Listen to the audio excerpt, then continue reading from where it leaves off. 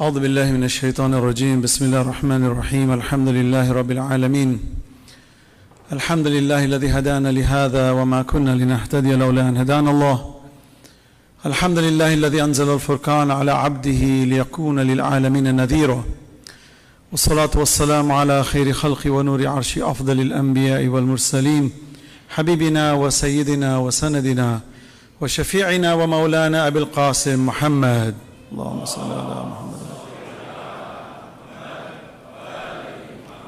وعلى آله الطيبين الطاهرين المعصومين المظلومين أما بعد فقد قال الله سبحانه وتعالى في كتاب المجيد وقوله الحق وهو أصدق الصادقين بسم الله الرحمن الرحيم لا يكلف الله نفسا إلا وسعها لها ما اكتسبت وعليها ما كسبت ربنا لا تؤاخذنا إن نسينا واخطأنا ربنا ولا تحمل علينا إصرا كما حملت على الذين من قبلنا ربنا ولا تحملنا ما لا طاقة لنا به واعف عنا واغفر لنا وارحمنا أنت مولانا فانصرنا على القوم الكافرين صدق الله العلي العظيم صلوات على محمد وآل محمد.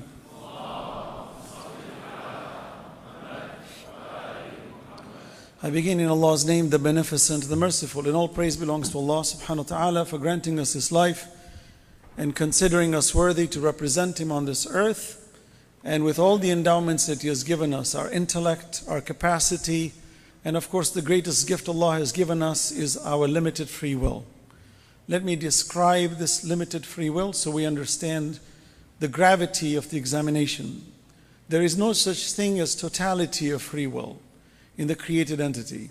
Whatever Allah creates lacks intrinsically total free will. There is no entity in the universe that can possess total free will. The reason is because totality of free will means you dictate your own existence and you dictate your own non-existence, you dictate the form that you exist in, you dictate the time you were born, if you were born, and that's absurd because the time you were born was not a free will argument. Nor can we choose our day of death per se. Allah subhanahu wa ta'ala is the one who decrees it. So we ask the question, is Allah the decree writer, qada wal qadar, meaning has He decreed our destiny and we are simply actors in the act, in the play, and that God has written the play? Or do we have some level of choice within our destiny? Qadar or qada, meaning predestination and free will. You will find that Allah subhanahu wa ta'ala has blessed us not with only existence, but He has blessed us with an additional blessing, and that blessing is the blessing of this limited free will. Nothing is more beautiful to the existent being than having autonomy to choose its own destiny. When you and I have been given the opportunity to decide if we want to succeed or we want to fail, it's a great honor. Inna hadaynahu as-sabila imma shakiran wa imma kafura. We guided you to the path whether you're grateful or ungrateful. And Allah has created us. Inna khalaqna al-insana min nutfatin amshajin nabtalihi faj'alnahu sami'an basira. So Allah created us from a clot to test us. And therefore He has endowed us with sight and hearing. Sami'an basira. Hearing and sight. Why? Because those are the sensors Allah wants us to use with which to be examined through. This is a great honor. And what I find even more honorable than this, subhanallah, honestly, I cannot express it more, is the fact that there was nothing I could have done in my non-existence to warrant my existence. But when I did come into existence, I love my existence. And I pray and I wish that I exist forever. For once I come and I recognize the grace of God, then the continuity of that grace is imminent upon me, and I demand that I preserve myself, for that is the grace of Allah. When Allah says, كَتَبَ عَلَى نَفْسِ الرَّحْمَةِ, indeed Allah has decreed upon Himself mercy. And He created us not due to our will, but due to His will. But when He did create, as Allah says, هُوَ الَّذِي يُصَوِّرُكُمْ فِي الْأَرْحَامِ كيف يشاء. صلوات على محمد وآل محمد. Can you repeat?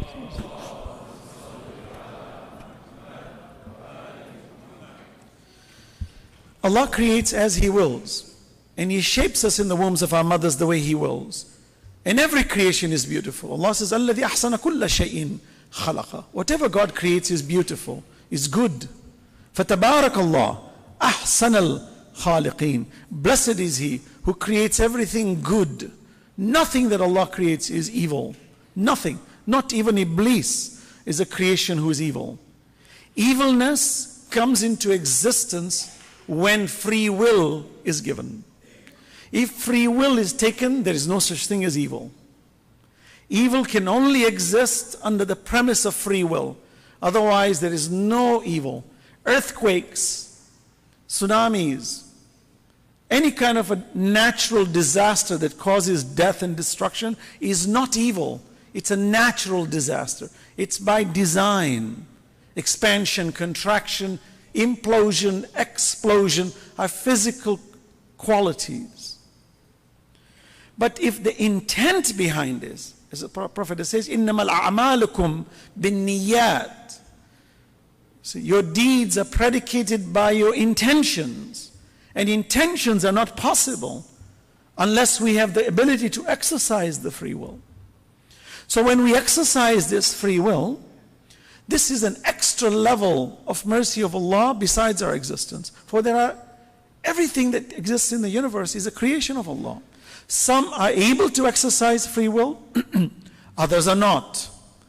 But I must qualify the following, that every existent being recognizes Allah, including an atom.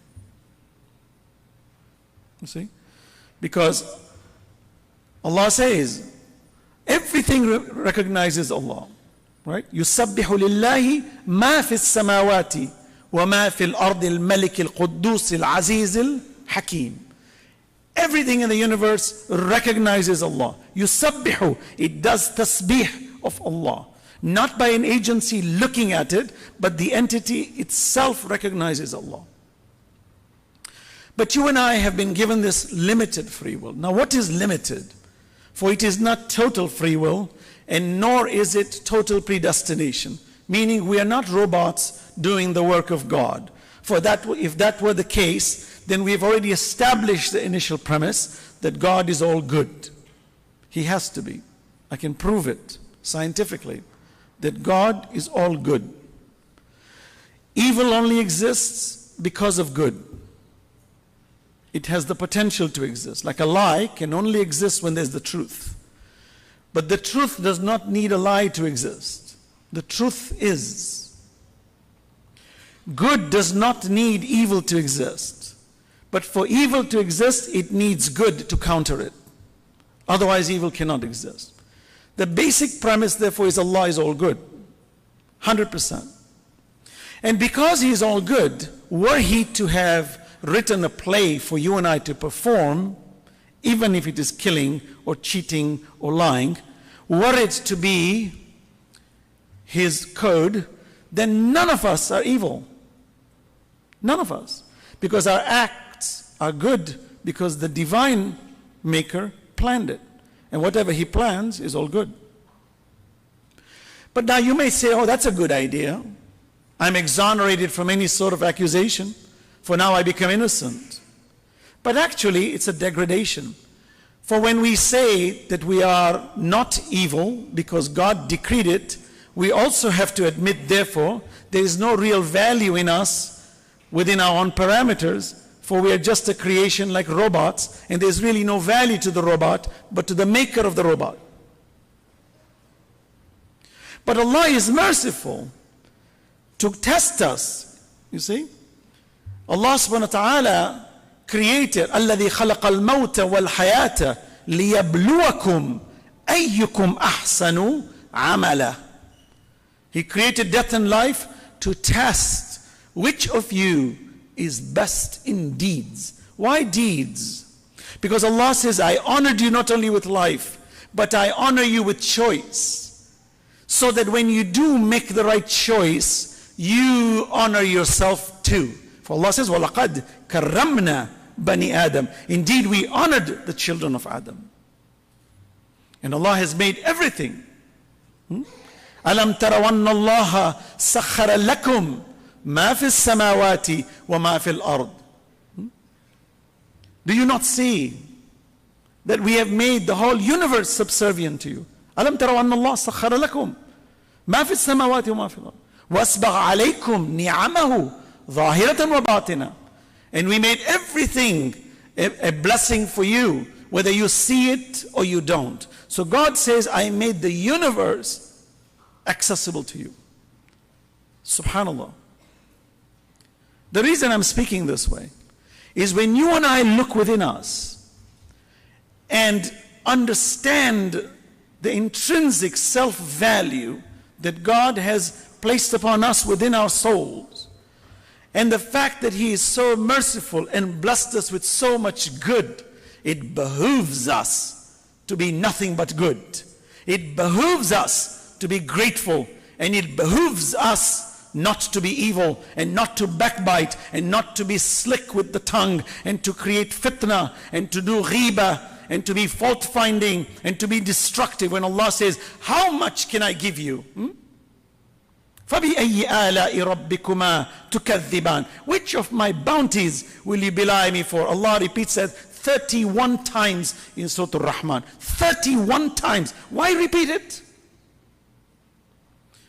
Because Allah says mankind tends to forget. فَذَكِّرْ إِن نَفَعَتِ الذِّكْرَ سَيَذَّكَّرُ مَنْ يَخْشَى وَيَتَجَنَّبُهَا الْأَشْقَى. Remind them, for reminding is beneficial. Salah is a reminder. Adhan is a reminder. Fasting is a reminder. Dhikr is a reminder. Hijab, this modest dress you sisters wear, is a reminder. Our tongues as men and our demeanor with akhlaq is a reminder. كُلَّ يَوْمٍ هُوَ فِي شَأْنٍ فَبِأَيِّ آلَاءِ رَبِّكُمَا تُكَذِّبَانِ. Every single day there are signs from your Lord about how great Allah subhanahu wa ta'ala is. And yet we are bickering, fighting, fault-finding, dissatisfied, self-destructive, suicidal, drug-addicted.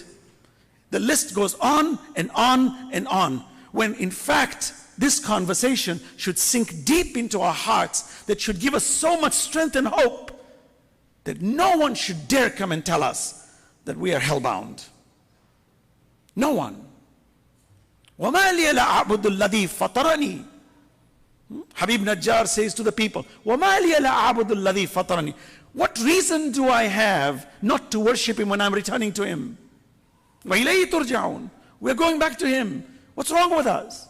It's common sense. This conversation is ironclad. Ironically, we're oblivious of it. Ironically, we're deaf to it. As Allah says, صُمٌّ بُكْمٌ عُمْيٌ فَهُمْ لَا يَرْجِعُونَ. Deaf, dumb, and blind. That no matter how much we remind them, they seem to turn.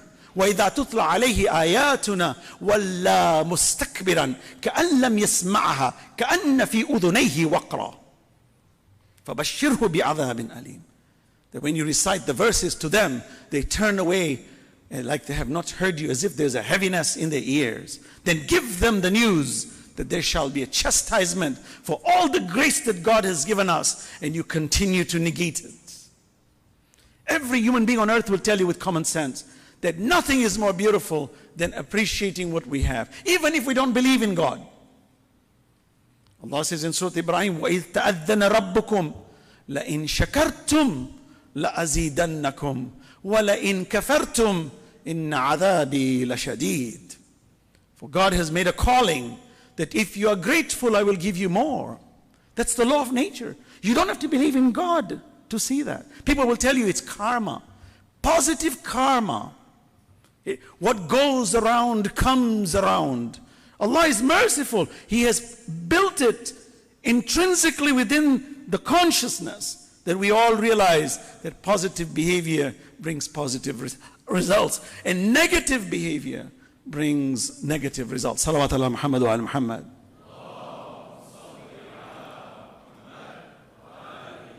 When you and I'm saying it very sincerely, heart to heart, I'm not up here to impress you. I have no intention to impress you. I am here to impress you about how impressive God and His mercy is. Forget about us. We're conduits. We will vanish. No one will talk about us. I promise you. My own great-grandchildren won't even know my first name. I'm not excited when my name is mentioned. There's nothing about it. But when Allah is mentioned, when Rasulullah is mentioned, when Ahlul Bayt are mentioned, when Quran is mentioned, my God, that's life. Everything else is not life. Well, we must talk about it. For our existence is valuable. While we may belittle ourselves, but incredibly powerful is the gift of God in our own existence. And let's not belittle it. Imam Ali alayhi salam says, don't humiliate yourself with humbleness to the point where people humiliate you. Do not be harsh to them, but do not be so humble that they humiliate you. There is an in-between. Bil-qist. وَأَقِيمُوا الْوَزْنَ بِالْقِسْطِ وَلَا تُخْسِرُوا الْمِيزَانِ. Maintain the balance. Don't tip it. So you appreciate yourself. You're not self-destructive. You're honored. You look around and see how much grace and gift God has given me. Bask in it. Jump in it. Talk about it. Shaitan will tell you, no, you're just looking at it too much. You're giving too much credit. It's not so good. This world is not so good. People are not. Everything negative. You are not. You are. Everything is negation. Seeing the glass is half empty. We must change that. When we commemorate the Shahada of Imam Hussein, if there is one message from Imam Hussein, he's looking at me, he says, don't ever lose hope. Even if there are 30,000 swords on your neck, rise. Come and be unafraid. For raise the banner of God, and maybe God will raise your banner. Look what Allah says to Rasulullah. You and I are busy raising our own banners. Where's my name? Did you put my name here? Did you put my title? See how important I am? Plaster it on the wall somewhere. Put my picture here. But we claim to be Muslims. We claim to do Shahadatain. When did the Prophet do that? When did he promote himself? Allah promoted him. Allah says, Alam nashrah laka sadrak, wa wada'na anka wazrak, alladhi anqada dhahrak, wa rafa'na laka dhikrak. This burden was heavy on you, but we expanded for you your chest, so you were able to carry this burden. And we raised your name. Wa rafa'na laka dhikrak. Today, the #1 name in the World Book of Records, and continues to grow, even in the United Kingdom, the very nation that invaded the Muslim lands. The ones that tried to eradicate Islam in Africa and in the Middle East, and they continue to do it until today, where they finance the wrong groups of people and to put tyrants, and they sustain leaders who call themselves Khadimul Haramain when they are crooks and thieves and murderers, every single day butchering innocent Yemenis, and we're just bombing them indiscriminately while we choose them to be our leaders. Who do you think finances them? These nations. And in their own nations, the #1 name, even in England, the #1 male name given to a child in the UK is Muhammad. Salawat ala Muhammad wa al Muhammad.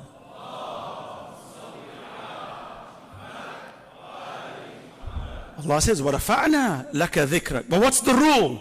Allah says, you moved towards me. You honored me. وَاذْكُرُونِي أَذْكُرْكُمْ. وَاشْكُرُونِي وَلَا تَكْفُرُونَ. Remember me, I will remember you. Allah doesn't need remembrance. What Allah means is you need remembrance. And when you remember, I give you more. That's why, لَإِن شَكَرْتُمْ لَأَزِيدَنَّكُمْ. Many of us are busy trying to promote ourselves and make ourselves famous. We've got such low self-esteem that we feel it's the only way. Whereas Allah says, وَلِلَّهِ الْعِزَّةِ وَلِرَسُولِ وَلِلْمُؤْمِنِينَ.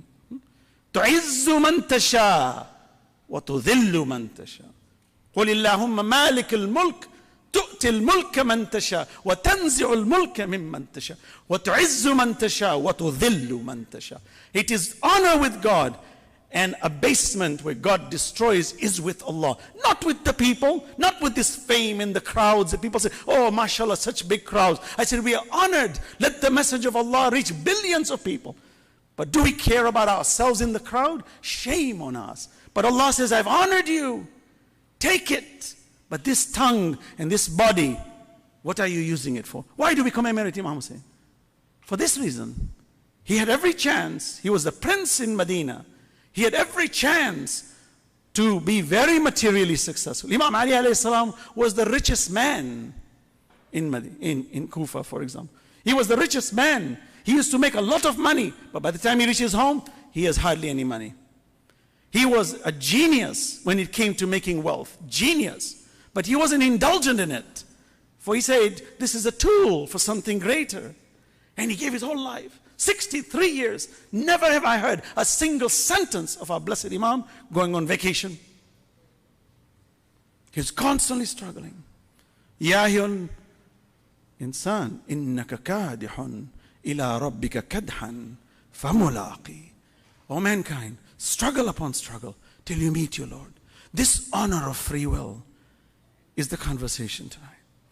We honor Imam Hussein alayhi salam not because he was a robot who went to Karbala. We honor the shuhada who joined him not because they were forced to be there. No, Imam handpicked them. They were the creme de la creme, as they say. The ultimate, the ones who would not waver 1,000 times. Muslim ibn Awsaja says to Imam Hussein alayhi salam on the night of Ashura, he said, if I am burnt 1,000 times by defending you, my Imam, I will continue to fight eternally. I will never stop. Allahumma salli.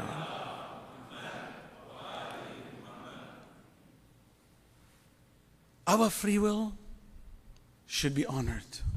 Polish it, please. As I mentioned yesterday, the aql should be the one that's matbu', the one that absorbs. Because then the free will starts to work right. We're no longer victims of our friends and our societies. I've seen people slaves of others. What will people think? What will they say? Is my car nice enough? What if it's not nice? What will people say? Drive fancy cars. No one said it's haram. But don't do it to show off.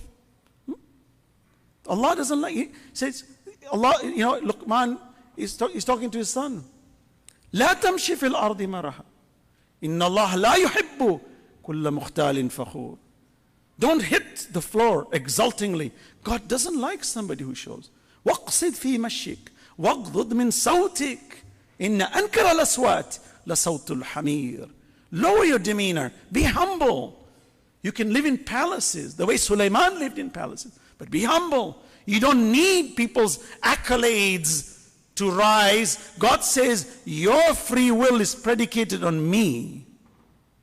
And Allah says, يَوْمَ لَا يَنْفَعُ مَالٌ وَلَا بَنُونَ. Look at how beautiful this verse is. On that day, your wealth nor your family will help you. يَوْمَ لَا يَنْفَعُ. There is no benefit. مَالٌ وَلَا بَنُونَ. إِلَّا مَنْ أَتَى اللَّهَ بِقَلْبٍ سَلِيمٍ. Except the one who comes with a tranquil heart. You cannot become tranquil in your heart until you evaluate your free will. You understand the mechanism and you align it with Allah subhanahu wa ta'ala. And you say, my Lord, you created me. And I come back to you. Allah says, when I test them, وَلَنَبْلُوَنَّكُمْ بِشَيْءٍ مِّنَ الْخَوْفِ وَالْجُوعِ وَنَقْصٍ مِّنَ الْأَمْوَالِ وَالْأَنفُسِ والثمرات وبشر الصابرين الذين إذا أصابتهم مصيبة قالوا إنا لله وإنا إليه راجعون أولئك عليهم صلوات من ربهم ورحمة وأولئك هم المهتدون. These verses, subhanallah, travel the world. One side of the world, go to the end of the universe. You will. Allahumma salli ala. So let me describe the power of this free will without being too idealistic. We all have our weaknesses. We're all going to slip sometime. Unless we're chosen by Allah, where Allah gives us this Ruh al-Qudus, special knowledge by which to avoid pitfalls, we are going to slip and slide. 100%. Every one of us in this room has made mistakes and committed some level of low-level sin, hopefully not the big ones. So, are we losers? No. Allah says it's a difficult world. You're going to be tested. Very difficult. It's going to rattle you. حسب الناس أن يتركوا أن يقولوا آمنا وهم لا يفتنون ولقد فتنا الذين من قبلهم. Can mankind claim to say I believe and not be tested? No. We tested those before you, and we will test you. What is your test? Every single day you and I are tested. What is the answer? How often do we get angry? How often do we lose our temper? How often do we get vindictive? How often do we become ungrateful? How often do we get angry when we stop praying? How often are we dissatisfied with God's decree? Allah says all of these are under trial for you.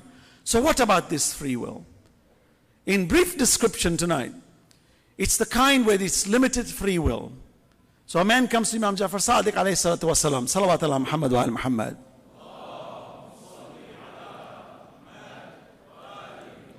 He said, Yabna Rasulillah, do we have free will?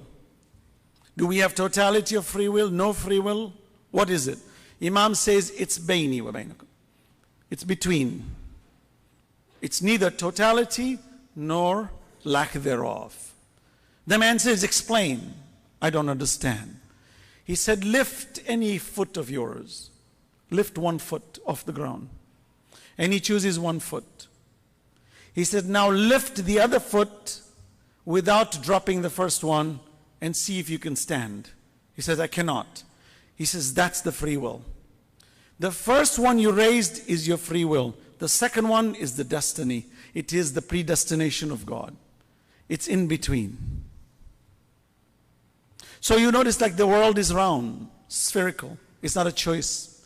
Gravity is 9.8 meters per second squared. It's not our choice. We're humans. It's not our choice. Our birth date and time is not our choice. Our gender is not our choice. In general, today we can manipulate a few of those, but at the end of the day, you will notice when it strikes, and you're done. It's decreed. Once it's decreed, you and I cannot change it. We cannot say, I would like to be a fish. You can, but you have to put the contraptions on to act like a fish, but you certainly cannot have gills the way a fish has. So we are limited. So then what is my free will? Is it the color of my eye that God will question me on? Is it my height? Is it my culture? Is it my skin color? Is it my gender? None of these are under trial at all. These are all gifts of God. My free will is a gift of God. But within the parameter of the gift of God is the choices I make willfully to speak the truth or to lie, to be kind or to be unkind, to be generous or to be stingy, to be truthful or to be falsehood. Those are being tested. That's why Allah says we have given you Sami'an Basira, and we guided you, and your trial on Judgment Day, even in this world, before the Judgment Day, is entirely on the quality of your morality when it comes to your honesty and dignity. That's why the Prophet says, إِنَّمَا بُعِثْتُ لِأُتَمِّمَ مَكَارِمُ الْأَخْلَاقِ. Indeed, I've been sent to perfect your moral traits, because it's the moral trait that is under examination. Not your nationality, not your skin color, not your strength or prowess, not your beauty or lack thereof, but the choices you make. This is what's really under trial. Now, if you and I understand this, you and I will really realize, wow, I am intensely gifted. If you ever want to punish a person, take their free will away. You cannot do that. Like here right now, my brothers are on the phone in the front. Right? You cannot use the phone. Turn it off. Sallu ala Muhammad wa ala Muhammad. We need to have a heart-to-heart talk. Inshallah. You know, anything over 2 hours a day leads to depression. I'm sure it's over 2 hours. Sallu ala Muhammad wa al Muhammad.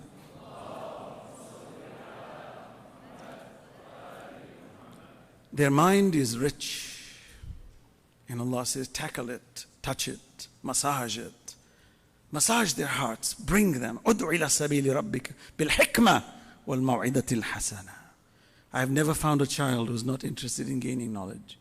I have never found a child who's not curious. I have never found a child who's not attached to truth. But Walt Disney knows how to do it. You say, kids, their attention span, 30 seconds, 3 minutes. Walt Disney is smiling at us. Not with me. 2 hours. They're mine. And this kid is a zombie looking like that. Yes, yes. And then we're complaining, Ya Allah, these kids, they don't listen. Walt Disney says, they listen to me. But they don't have the capacity. Walt Disney says, no, they have it. Shaitan says, you see how good I am? What's wrong with you? Well, I don't know. Allah says, that's your problem. You're not talking the lingo. But he knows how to talk the lingo. Well, why don't you talk the lingo the right way, which is going to benefit him, not what Donald Duck did? We can't blame them. We need to have cognitive conversations. Engage them. I have seen 9, 10-year-olds, 7-year-olds come and talk to me with such intelligence. I'm stunned. Like, what? Where did you learn this from? Oh, this is my normal. I said, subhanallah. You amaze me. You know how excited I get when I meet those kind of youth? They give me hope. Like, wow, Allah says here, it's fertile. Work with them. This is the future generation. And they're going to be the future leaders. Let them not fall into these cracks of technology and depression and drugs and chasing illicit opposite genders in bad ways and watching ugly things on the internet. This free will is within us. Let's practice it. In conclusion to this conversation about free will, you and I can choose. Allah says, إِنَّ اللَّهَ لَا يُغَيِّرُ مَا بِقَوْمٍ حَتَّى يُغَيِّرُ مَا بِأَنفُسِهِمْ. Indeed, Allah does not change the affairs of a community until the community changes themselves first. Allah is saying, I have given you enough power. I have guided you enough. I have sent 124,000 prophets to you. I have given you scriptures. I have given you representatives who have died on the altar of truth. And they are conspicuously in front of you as role models to follow. Amir al-Mu'mineen Ali ibn Abi Talib. Rasulullah, the center of all iman. Rasulullah sallallahu alayhi wa sallam, the center of all. What other reason do you have? You have Hussein ibn Ali, Hassan ibn Ali, Zainul Abidin, Muhammad al-Baqir alayhi salam, Ja'far al-Sadiq, Musa Ja'far al-Kadhim. Which one? Allah says, every one of them has lived and died for you. What reason do you have not to follow it? So Allah says, I have gifted you too much. But Allah says, I will not interfere now more than what you can do. So when there is tyranny in the world, when tyrants are killing innocent people, we are begging to God, stop this tyrant, stop this tyrant. Ya Allah, stop this tyrant. It's a good prayer. It's good to pray that, Ya Allah, stop the tyrant. You know what Allah says? وَإِذَا سَأَلَكَ عِبَادِ عَنِّي فَإِنِّي قَرِيبٌ أُجِيبُ دَعْوَةَ الدَّاعِ إِذَا دَعَانِ فَلْيَسْتَجِيبُوا لِي وَلْيُؤْمِنُوا بِي لَعَلَّهُمْ يَرْشُدُونَ. When my believers ask you about me, tell them I am near. I reply them when they pray to me. أُجِيبُ دَعْوَةَ الدَّاعِ إِذَا دَعَانِ. The last part is brilliant.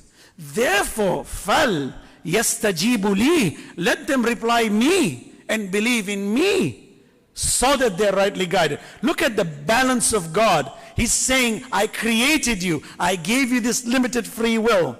And that's the only thing that's under your trial. Use it wisely. But I answer you. But are you answering me? And you might say, Allah, how do I answer you? Ya Allah, how do I answer you? Allah says, stand up and rise and promote good and forbid evil. And when injustice takes place, do something. When there's poverty, feed it. وَآتِ ذَا الْقُرْبَ حَقَّهُ وَالْمِسْكِينَ وَابْنَ السَّبِيلِ. ذلك الكتاب لا ريب فيه هدى للمتقين. Who are they? الذين يؤمنون بالغيب ويقيمون الصلاة ومما رزقناهم ينفقون. The God conscious are the ones who believe in the unseen. They uphold prayer. And whatever we give them in wealth, they spend. This is what God is saying. فَلْيَسْتَجِيبُوا لِي وَلْيُؤْمِنُوا بِي. And on the highest of altars is Karbala. On the highest of altars are the prophets and the imams. When the prophet says, Hussein minni wa ana min al-Hussein. You know why he says wa ana? There's one thing, without a doubt, that Imam Hussein alayhi salam is from the prophet. That's his grandfather. But how is the prophet from Hussein? He says, wa ana min al-Hussein. Why is the prophet from Hussein? You would think that he's the grandson. How is the prophet from Imam Hussein? What the prophet is saying is, if not for his free will to have exercised, to rise and to fight against injustice and to put a seal and to stop the tyranny of the world as a role model example for all of humanity till the day of judgment, that will become such a strength and such a force that it will bring down tyrants tomorrow, when Allah says, وَنُرِيدُ أَن نَمُنَّ عَلَى الَّذِينَ اسْتُضْعِفُوا فِي الْأَرْضِ وَنَجْعَلَهُمْ أَئِمَّةً وَنَجْعَلَهُمُ الْوَارِثِينَ. It is our desire to make you oppressed, the leaders and the inheritors of this earth. That's why the Prophet says, وَأَنَا مِنَ الْحُسَيْنِ. For if not for Hussein, this deen of Allah would have become a carcass like the other religions. Salawat ala Muhammad wa ala Muhammad.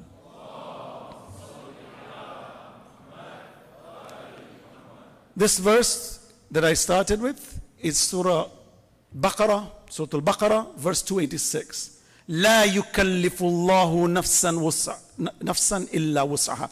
I will continue this conversation tomorrow on how you and I should choose our own destinies. How do we escape these terrible trials and tribulations of the world? How do we strengthen ourselves from the impending storms that keep striking us every single day, with our friends who violate us, with our community that violates us, our nations that violate us, our leaders who violate us? You will notice research shows that the human race is struggling. 8 billion people, close to 8 billion people now, are struggling to find trust. Trust. That's all it is. You go around and see. You will find, if there's one thing that has hurt us the most, it is when our trust was violated. And when our trust was kept, it made us fly. You will notice nothing in the world, in marriage relations, it's trust. When couples trust each other, it's happiness. لِتَسْكُنُوا إِلَيْهَا وَجَعَلَ بَيْنَكُمْ مَوَدَّةً وَرَحْمَةً. There is peace between the two of you when you get married. وَمِنْ آيَاتِ أَنْ خَلَقَ لَكُم مِّنْ أَنفُسِكُمْ أَزْوَاجًا لِتَسْكُنُوا إِلَيْهَا وَجَعَلَ بَيْنَكُمْ مَوَدَّةً وَرَحْمَةً. Mawadda is mutual love. You know what mutual love means? Trust. Give and take. Today so many marriages are one-sided, demanding one against the other, or both sides are demanding impossible demands, which leads to fracture of the family. So we find that we ourselves lack this trust. Our friends backbite us. Our families do not maintain the trust. Sometimes, sadly, even parents. Sometimes children. You know how fracturing that is? It scars the soul. Trust. I'll talk about trust. And you will notice the Holy Prophet was the most trustworthy human being. Hence, he was silent for 40 years. He was born a prophet, but he declared it after 40 years. 40 is a very interesting number mentioned in the Quran. I will discuss it. I'm just giving you an introduction. You will notice maturity sets at 40. And the Prophet declares his trust, for there's no whimsical angle. Islam is a religion built on trust. You know what the word Islam means? It means peace. You know what the word Iman means? The root word is amana. You know what it means? It means safety, security. When you have trust, you have safety. When you have safety, you have peace. Islam, the entire religion, is verb-angled. It's so pragmatic that when you break down the words, everything in the Quran, everything in the deen of Allah is so uniquely positioned to trigger us in positive ways, but we've ignored it. We've ignored the Quran. You know, the Quran mentions in Surah Al-Qamar 4 times. You know, I cry when I read these verses. I cry because Allah said, وَلَقَدْ يَسَّرْنَا الْقُرْآنَ لِلذِّكْرِ فَهَلْ مِن مُدَّكِرٍ. Indeed, we made Quran easy to remember. Who will pay heed? You know what is the most amazing thing about God's mercy in the free will? Is that He can strike me with a lightning bolt in a split second should I disobey Him. But it doesn't. He reasons with me. He challenges me. He allows me to go astray. But He welcomes me when I'm gone. He constantly invites me. And He waits for me to nurture myself. He can strike me anytime. He even allows me to reject Him. He continues to feed me. He continues to clothe me. He continues to give me my pleasures. And when He talks to me in the Quran, He is welcoming me. Come. Don't you see? إِنَّ فِي ذَلِكَ لَآيَاتٍ لِقَوْمٍ يَتَفَكَّرُونَ. These are signs. Have you not considered? Have you not considered? Have you not considered? أَلَمْ تَرَوْا. Do you not see? ضَرَبَ اللَّهُ مَثَلًا. Do you not see we strike an example for you? And as I'm reading the Quran, I'm saying, Ya Allah, not only did you give me free will, but you protect it. You nurture it. You don't allow my free will to be hindered. You allow me to go astray. But you offer me so many good reasons to come to you that even my fitra within me has been hardwired that when I remember you, I become calm. أَلَا بِذِكْرِ اللَّهِ تَتْمَئِنَّ الْقُلُوبِ. هو الذي أنزل السكينة في قلوب المؤمنين ليزدادوا إيمانا مع إيمانهم. Look at what Allah says. I bring tranquility into your heart and I increase your faith upon your faith. For faith needs to increase. When it increases, it becomes firm. When it becomes firm, it becomes indomitable, meaning it becomes very confident. And depression goes out the window. Fortitude comes in. Long-term vision comes in. Strength comes in. Now when the enemy stands there with a sharp sword and says, I will kill you for you're speaking the truth, you said, come on, I am ready for you. Either I will die or I will kill you. For there is nothing better than to die with dignity than to be living in indignation, as one would say, to become a slave of the evil forces. How do we get that? Even Patrick Henry says, give me liberty or give me death. How do you say that if you don't have that vision and strength? That free will, Allah talks to me in the Quran. The Prophet welcomes me. He never forces me. He never tells me, you must become Muslim or I will behead you. No. He says, if you don't, it's okay. Even an atheist, listen to this conversation. An atheist comes to the Holy Prophet and says, I don't believe in God. A prophet of God who has the authority to be the representative of God on earth has been basically endowed with any power he wishes. But look how humble he is. He says to the atheist, why don't you believe in God? And the atheist says, I didn't see God create. It's a good question, good answer. The Prophet says, if He didn't create, then who did? He said, I don't know. He says, if you don't know, then how do you know God didn't create? And the atheist looks at him and says, oh, I didn't think that way. And the Prophet looks at him with hikmah, وَالْمَوْعِدَةِ الْحَسَنَةِ وَجَادِلْهُمْ بِالَّتِي هِيَ أَحْسَنُ. You sound logic. That when you invite people, don't be condescending. Don't belittle them because they say God doesn't exist. Welcome them with a conversation. Allow them that capacity. Let them reject God. Maybe they're rejecting due to their ignorance. Maybe they're rejecting due to their arrogance. Why don't you pacify it? Welcome them by being a good role model. Execute your free will and connect with his free will or her free will and bring them. Have a dialogue. قل يا أهل الكتاب تعالوا إلى كلمة سواء بيننا وبينكم أن لا نعبد إلا الله. Come, O you people of the book, let's have a dialogue that we worship none other than God. In this verse, Allah says, if they desist, then bear witness you are Muslims. When did God say if they desist, behead them and kill them and condemn them and send them to hell? There's no such thing. The exercise of free will. When you and I really think, and I'll talk more about this, how do you and I take it to that maximum potential?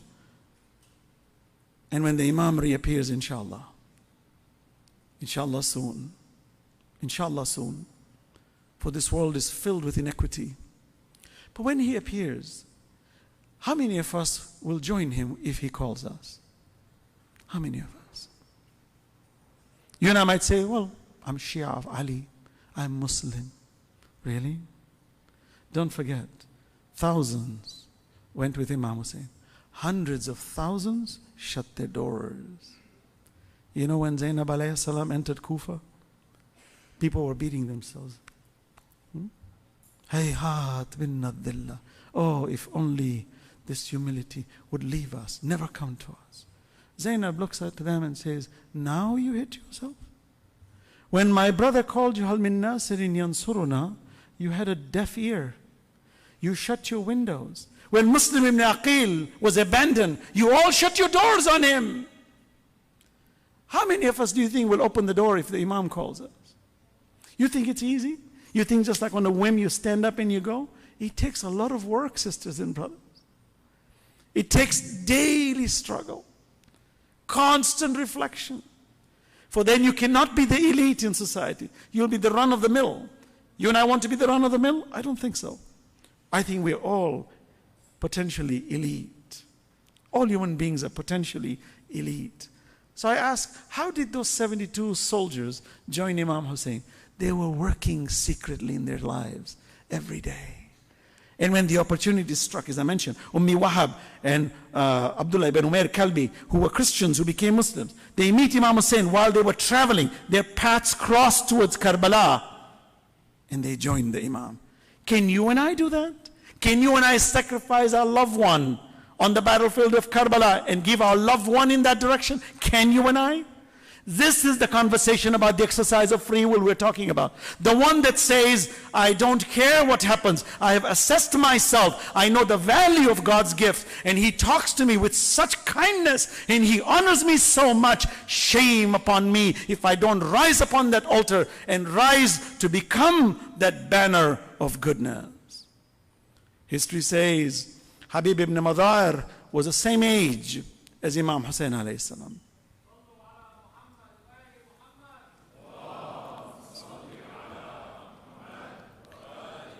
Habib ibn Madahir was, Asadi was in Kufa.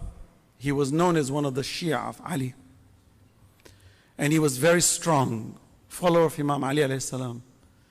In fact, when Ibn Ziyad came and did a lockdown on Kufa, Habib ibn Madahir was looking for a way to escape to go to Karbala.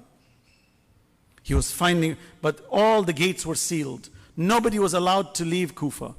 In fact, some of the soldiers like Sulaiman ibn Surd al-Khadai, who was also one of the Shia of Ali, who wrote the original letter to Imam Hussein alayhi salam to come to Kufa after Muawiyah had died, was immediately put in prison. Ibn Ziyad arrests him and puts him in prison and doesn't allow him to come out until after the event of Karbala. So there were soldiers who were eager, thirsty, dying to go to Karbala, but they were not given the opportunity. Habib ibn Madahir was a contemporary, similar age as Imam Hussein alayhi salam, in his 50s. And his beard had turned white. And as you know, it was the sunnah for men to color their beards with henna, to make them look youthful. For it is recommended, especially when you go forward within a period of time, where you want to represent shuja'at. Not to say that those with white beard lack shuja'at. Don't get me wrong. Habib goes to the market and he buys henna. He comes home and he receives a letter from Imam Hussein alayhi. He says, I am Hussein ibn Ali and I welcome you to Karbala. I await you. Come. Because Habib, from childhood, since he was a baby, used to follow Imam Hussein like a shadow.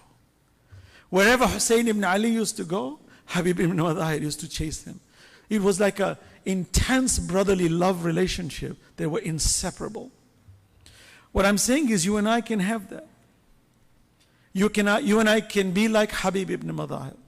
You and I can be like Muslim ibn Awsaja. Muslim ibn Awsaja was well in his late years. He was an old man. He was Hafidh of Quran. He had memorized the entire Quran. Many Huffaz were in Karbala.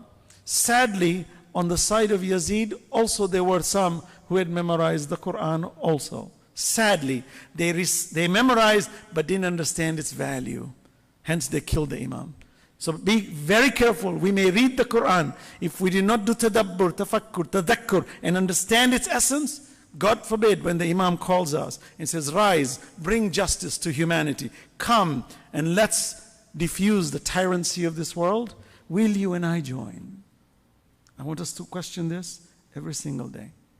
When we say, Ajjil ala dhuhurik, we say, okay, Ajjil. Imam says, are you ready for me? Are you ready for me? So Habib ibn Madahir, as he's reading this letter, tears start to roll.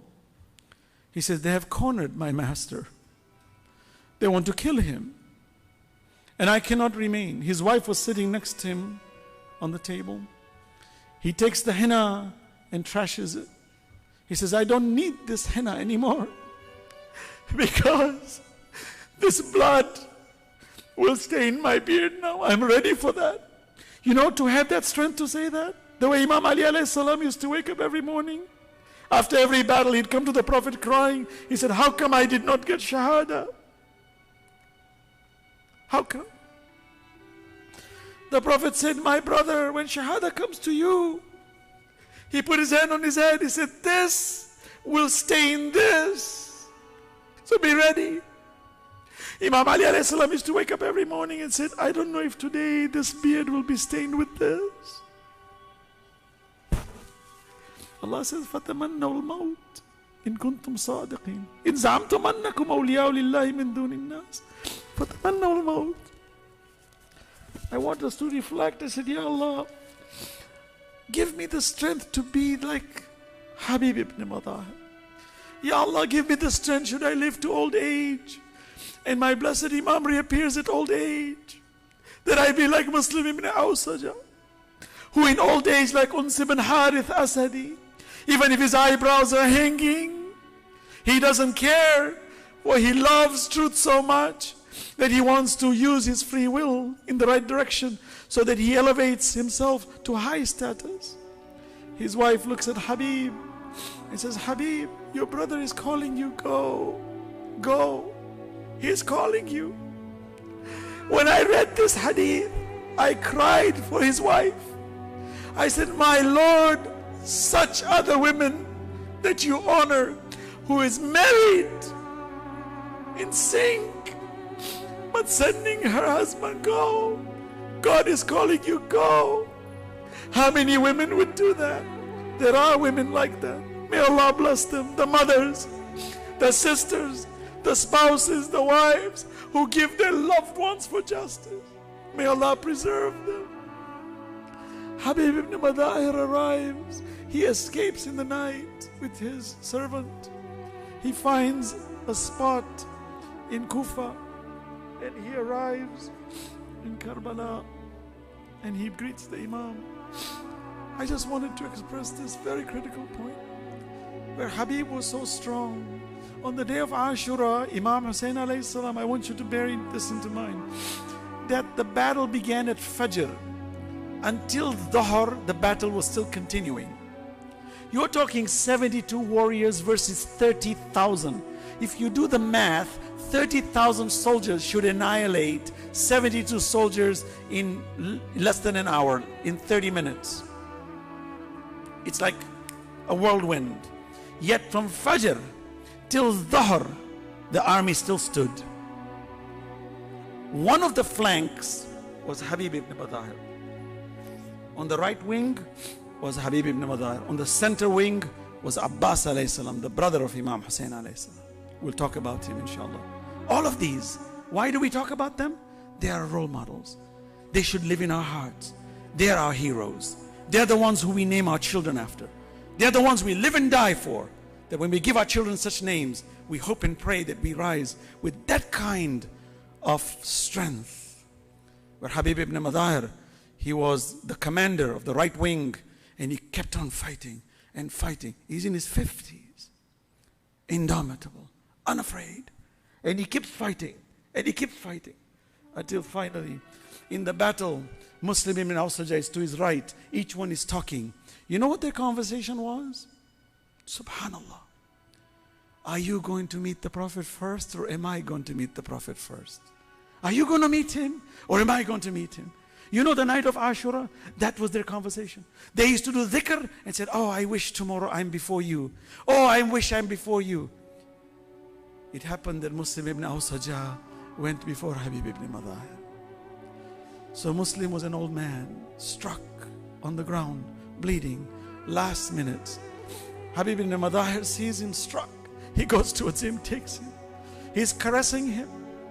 And to me it's so powerful, those little spots of moment where Habib ibn Madahir is holding Muslim on his lap. Muslim is an old man. And Habib looks at him and says, oh Muslim, how lucky you are to go before me. He said, but before you leave, do you have any wish that I can fulfill? This is on a battlefield, for God's sakes. Yeah, these were true believers.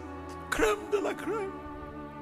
With such iman, where they knew where their free will lied, and they were willing, without any fear. You know what Muslim did? History says in his weak body, he was old and weak, his arm was on the floor. He points in that direction and he says to Habib, don't leave him. He's dying. Habib is asking, what's your last wish? He says, don't leave him. Don't abandon. Habib says, give my salam to Rasulullah, for I'm going to see you soon. And Muslim ibn Awsaja breathes his last and becomes shaheed. Soon after that, Habib is struck, and even he becomes shaheed.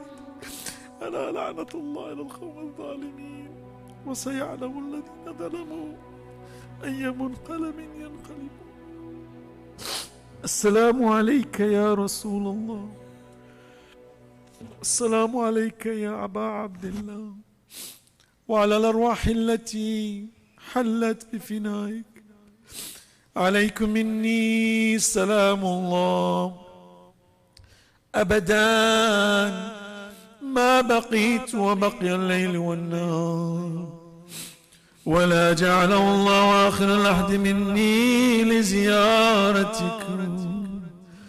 السلام على الحسين وعلى علي بن الحسين وعلى أولاد الحسين وعلى أصحاب الحسين، خصوصا سيدي ومولاي يا أبا الفضل العباس وأختك زينب وبنتك رقية جميعا، ورحمة الله وبركاته.